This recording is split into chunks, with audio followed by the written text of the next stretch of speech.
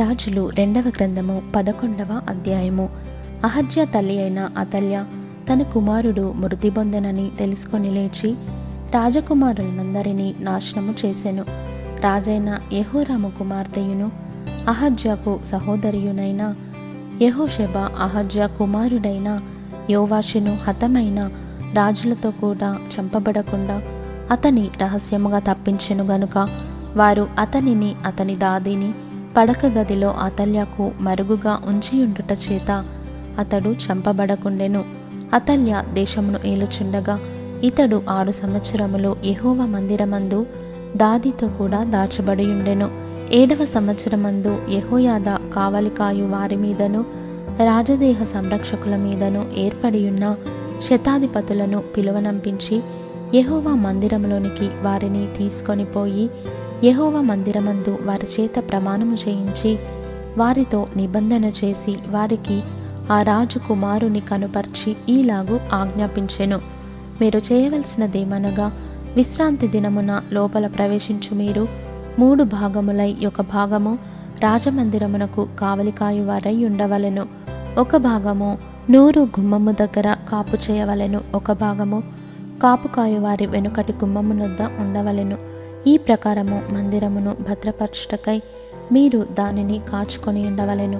మరియు విశ్రాంతి దినమున బయలుదేరు మీ అందరిలో 2 భాగములు రాజు దగ్గర యెహోవా మందిరమునకు కాపుకాయు వారై ఉండవలెను. మీలో ప్రతి మనిషి తన ఆయుధములను చేతపట్టుకొని రాజు చుట్టూ కాచుకొని ఉండవలెను. ఎవడైనను పంక్తులలో ప్రవేశించిన ఎడల వాని చంపవలెను. రాజు బయలుదేరి సంచరించినప్పుడెల్లా మీరు అతని యొద్ద ఉండవలెను.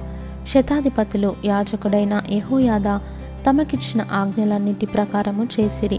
ప్రతి మనిషి తన మనుషులను తీసుకొని విశ్రాంతి దినమున లోపల ప్రవేశింపవలసిన వారితోనూ విశ్రాంతి దినమున బయలుదేరవలసిన వారితోనూ కలిసి యాజకుడైన యెహోయాదా యొద్దకు వచ్చెను. యాజకుడు మందిరములో ఉన్న దావీదు ఈటెలను డాళ్లను శతాధిపతులకు అప్పగింపగా కాపుకాయు వారిలో ప్రతి మనిషి తన ఆయుధములను చేత పట్టుకొని బలిపీఠము చెంతను మందిరము చెంతను మందిరము కుడికొన మొదలుకొని ఎడమ కొన వరకు రాజు చుట్టూ నిలిచిరి.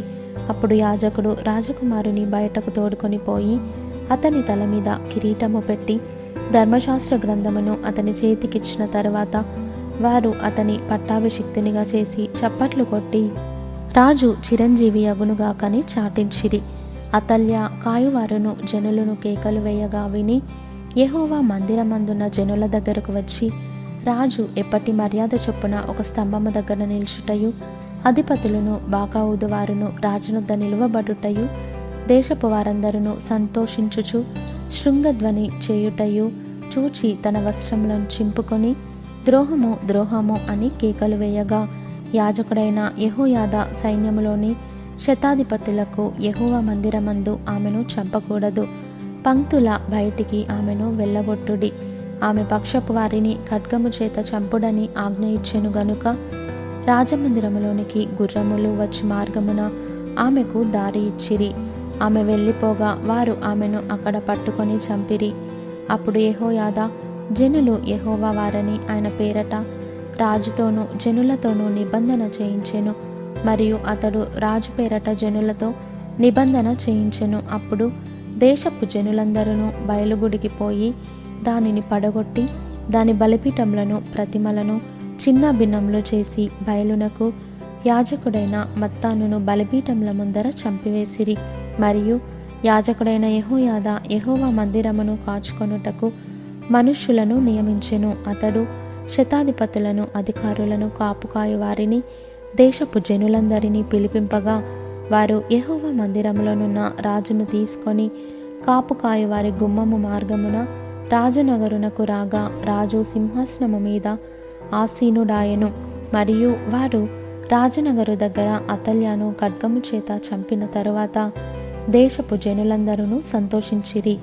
పట్టణమును నిమ్మలముగా ఉండెను. యోవాషు ఏలనారంభించినప్పుడు అతడు 7 ఏండ్లవాడు.